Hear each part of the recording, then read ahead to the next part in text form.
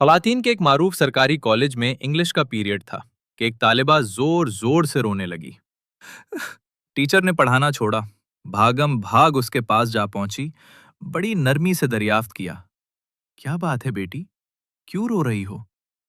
اس نے سسکیاں لے کر جواب دیا، میرے فاس کے پیسے چوری ہو گئے ہیں، بیگ میں رکھے تھے، کسی نے نکال لیے ہیں۔ ٹیچر نے ایک لڑکی کو اشارہ کرتے ہوئے کہا، کمرے کے دروازے بند کر دو، کوئی باہر نہ جائے، سب کی تلاشی ہوگی۔ ٹیچر نے سامنے کی 3 رو سے طالبات کی خود تلاشی لی اور پھر انہیں پوری کلاس کی طالبات کی جیبیں چیک کرنے اور بستوں کی تلاشی کی ہدایت کر دی۔ کچھ دیر بعد 2 لڑکیوں کی تکرار سے اچانک کلاس ایک بار پھر شور سے گونج اٹھی۔ ٹیچر اپنی کرسی سے اٹھتے ہوئے بولی، کیا بات ہے؟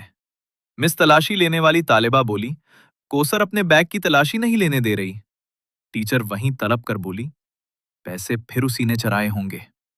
کوثر طلب کر بولی، نہیں نہیں مس، میں چور نہیں ہوں۔ چور نہیں ہو تو پھر بیگ کی تلاشی لینے دو۔ نہیں، کوثر نے کتابوں کے بیگ کو سختی سے اپنے سینے کے ساتھ لگا لیا۔ نہیں، میں تلاشی نہیں دوں گی۔ ٹیچر آگے بڑھی، اس نے کوثر سے بیگ چھیننے کی کوشش کی لیکن وہ کامیاب نہ ہو سکی۔ اسے غصہ آ گیا، ٹیچر نے کوثر کے منہ پر تھپڑ دے مارا، وہ زور زور سے رونے لگی۔ ٹیچر پھر آگے بڑھی، ابھی اس نے طالبہ کو مارنے کے لیے ہاتھ اٹھایا ہی تھا کہ ایک بار اب آواز گونجی، رک جاؤ۔ ٹیچر نے پیچھے مڑ کر دیکھا تو وہ پرنسپل تھیں۔ نہ جانے کب کسی نے انہیں خبر کر دی تھی۔ انہوں نے طالبہ اور ٹیچر کو اپنے دفتر میں آنے کی ہدایت کی اور واپس لوٹ گئیں۔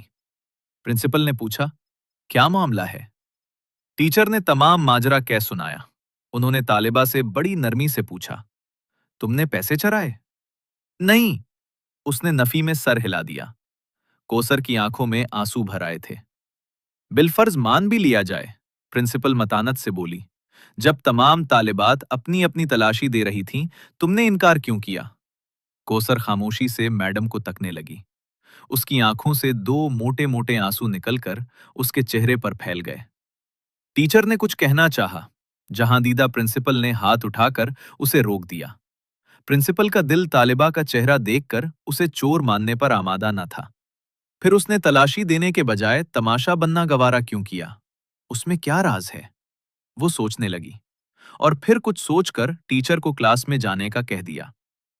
پرنسپل نے بڑی محبت سے کوثر کو اپنے سامنے والی نشست پر بٹھا کر پھر استفسار کیا۔